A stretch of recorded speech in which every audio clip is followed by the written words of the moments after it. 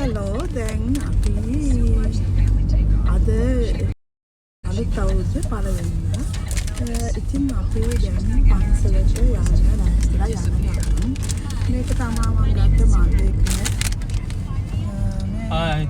යන ගමන් අද එච්චර සෙනග නැහැ මොකද නිවාඩු දවසක් හින්දා.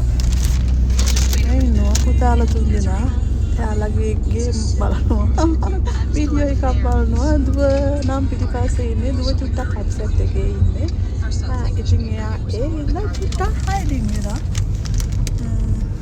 අද නම් ට්‍රැෆික් නෑ දැන් අපි යනවා අද පන්සලේ පිරිත් කියලා නූල් බඳිනවා එකක් තියෙනවා ඊට පස්සේ හවස 3ට එකක් තියෙනවා ඊට පස්සේ තියෙන්නේ 6ට එකක් ඉතින් දැන් අපි යන්නේ 3කට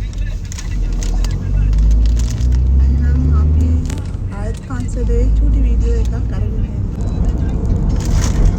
ශාසනාවන්ත කරගන්න උපකාර කරන වටිනා ශාසනාවක් සිදු කර දුන්න අපි අති ගෞරවසරයි සද්ධා ජීවනායක හඳුරන් වහන්සේට අපි ආශිර්වාද කරනවා උන්වහන්සේට දුක් නිරෝගී ජීවා උන්වහන්සේගේ ශාසනික කටයුතු සර්ව ප්‍රකාර නැවත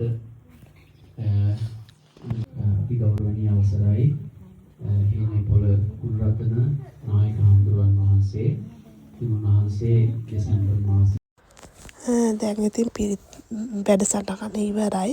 දැන් මේ හැමෝම ඉන්නේ අපිට පිරිත් නූල් බැඳ ගන්න. ඉතින් සෙනග ගොඩාක් ඇවිල්ලා හිටියා. ඉතින් හැමෝටම ඕනි වෙලා තියෙන්නේ අලුත් අවුරුද්ද ආශිර්වාදයක් අරගෙන හොඳම විදියට පටන් ගන්න.